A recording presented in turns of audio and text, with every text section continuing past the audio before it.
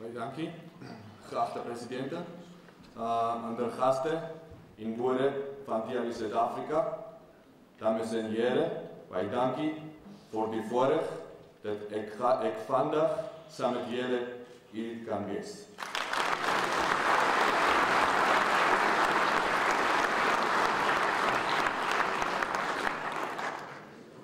Ik niet brood-Afrikaans. No, thank you. It is really a great privilege for me to be part of this very important event and to address the honorable audience. My name is Juba Maruashvili and I come from the Republic of Georgia. In the Congress I represent the non-governmental organization Nicolet Boers Community, which in partnership with Georgian government is working on the project which invites the South African investment, South African experience and expertise in the Georgian agriculture. Today, I'm going to speak about a phenomenon which in the 20th century dramatically impacted the world's development. The system which denied the property, freedom of the property, and recognized the power of the state on the property. This is communism. Today, I will try to explain how it impacted on agriculture and on the food security of many countries, including Georgia. It is really sensitive for me to speak about the communism because I come from the country which more than 70 years was under the influence of the system.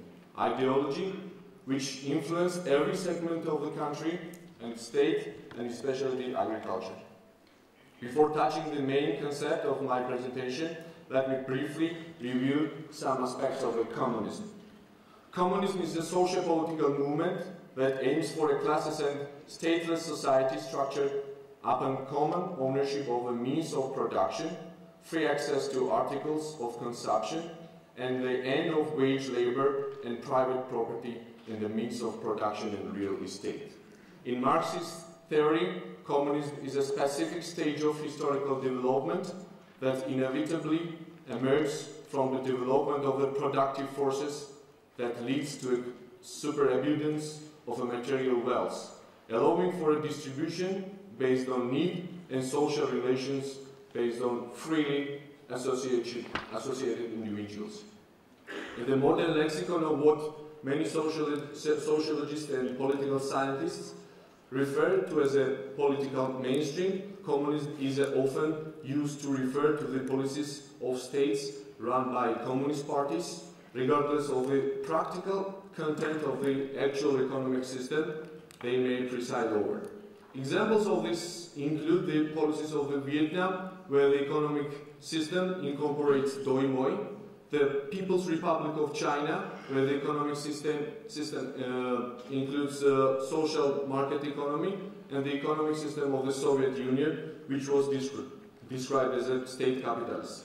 By some communists who increasingly oppose the post-Stalin era Soviet model as it is progressed over the course of the 20th century, and even at one point by Vladimir Lenin himself. Georgia experienced the communists in 1921 when the Soviet Red Army occupied the country. The regime, which changed the democratically elected government, decided to reform the whole system of the country, including agriculture.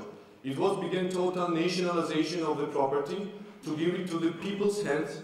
Most of the farmers and noblemen, which were announced as an enemies of the people, were kulaks, became kulaks, and their property was nationalized. More than 200,000 noblemen families, which main income and activity was based on agriculture and farming, they were killed or resettled from the country.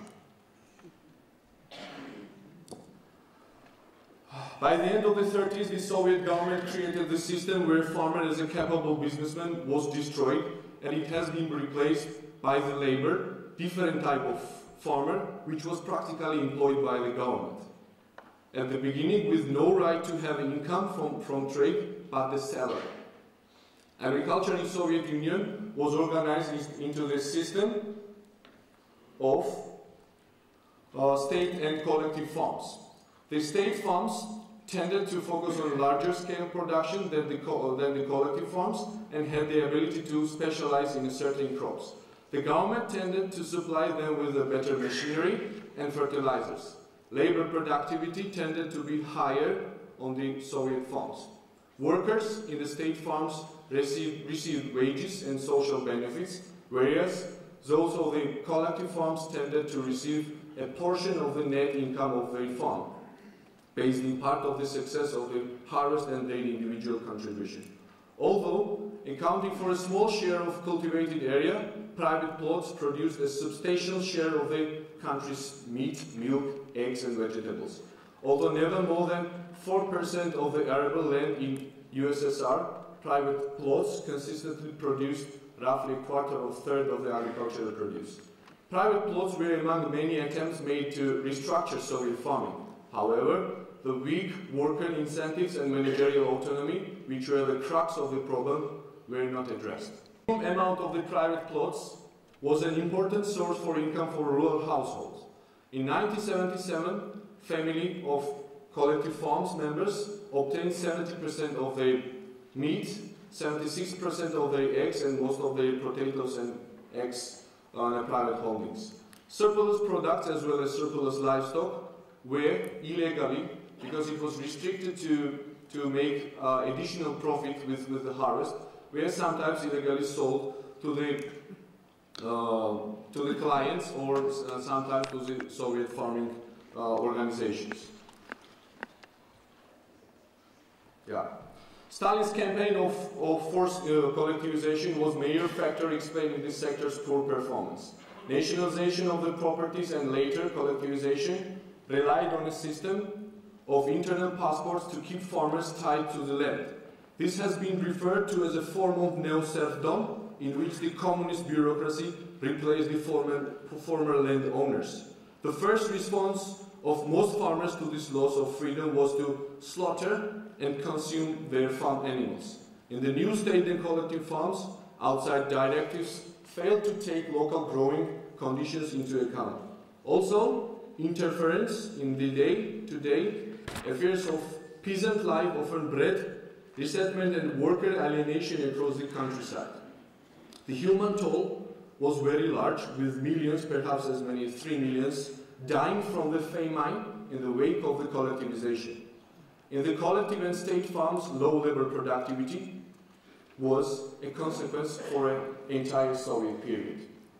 A couple of words about the inefficiency of the Soviet farming. From the 70s, Soviet officials recognized that the total nationalization of the farms was degrading the whole system and agricultural sector, so they decided to go against the communist principles to risk and increase the amount of the private plots. The excited picture showed the Soviet farmer, I want to very clearly show you the model of the Soviet farmer. Soviet farmer had a right to own only quarter of a hectare in its property, which was enough for living, and main income was salary, which in some cases were paid in a kind, with products. Before coming in South Africa, I have interviewed one of the old farmers living in Soviet Union, and he very proudly told me that sometimes he was getting as a salary half a ton of butter or milk, and with it he was making money. He was illegally selling this because it was impossible to live on half a ton of butter or milk. The leaders of the collective farm or Soviet farm was getting salary which was less than labor's. The fact was pushing the officials to bribing, which became very ordinary and which made the whole system to sink in a total corruption. Each region was obliged to fulfill the plan of producing products, the target. So they were competing between each other, but if the harvest of any region was overfilling the plan, the additional harvest was not turning back to the farmers as a bonus or as an additional income, but it was distributed to the other regions, into that regions which failed to fulfill the plans and targets. That was killing the motivation of the farmers, as they were not getting any kind of additional benefit or bonus for hard work. Soviet officials wanted to reorganize Soviet agriculture with increasing investment in the sector. Despite the fact that Soviet Union had invested enormously to the agriculture, production costs were very high. Soviet Union had serious problem of food security when the country had a big share of the best agricultural soil in the world and high land population ratio. The theory behind collectivization was that it would replace the small-scale, unmechanized and inefficient farms that were then commonplace in the Soviet Union with large-scale mechanized farms that would produce food far more efficiently. Lenin, the head of and the spiritual leader of communism, saw private farming as a source of the capitalist mentalities and hoped to replace farm with either Soviet farming, which would make the farmers proletarians, or collective farming, which means nature would be a collective. However, most observers say that despite the isolated success, collective and nationalized farms were inefficient. The agriculture sector being weak throughout the history of the Soviet Union. The above described system could not endure for a long time and it was collapsed. So, what brought the Soviet agriculture system, which was taking a huge contribution in the development of the whole system? Because Georgia's got one of the best soil, one of the best climate, and one of the best geostrategic situation. It left the farmers with changed, degraded mindset, with perceptions that government will and must provide everything, and they don't need to worry about their incomes. It has deleted the aspiration to development and increasing their capital. The nationalization of the property created common approach to the property, and it has taken away from the principles of individual development of the farmer, economic growth and business orientation. It left the country with a subsistence farming, with a damaged mindset of the farmers, having no knowledge of marketing. Because during the Soviet period, the market was automatically provided. And since it's been collapsed, the Georgian farmer stayed without marketing strategy. Agriculture plays an important role in the Georgian economy. This is briefly given some quickly overview of food security in Georgia and production since 2004. In 2007, the sector contributed over 20% of the gross domestic product. Employment in this sector accounts for just over 50% of total employment in Georgia. Agricultural land accounts for around 3 million hectares, roughly 2 million of which is pasture land and 1 million arable, of which 0.5 million is irrigated. Georgian agricultural exports to EU countries in 2007 was about 26 million euros. The main export commodities are wine, nuts, and mineral water. Land privatization has partially been completed. Agricultural and marketing service also need to be developed. The agricultural sector suffers from a lack of the modern technologies, experience, expertise, knowledge, and it still has, on some scale, the influence of a communist mentality between the farmers. As you see, the figures are not stable, and in some cases it is decreasing and increasing. So my role. Ek wil spesifiek praat oor die storie wat vandag in Johannesburg gebeur, wat gister al begin het met Malema. In die onderhoud het ek gesê, die risiko van voedseltekort is dat mense gaan honger wees en opstaan.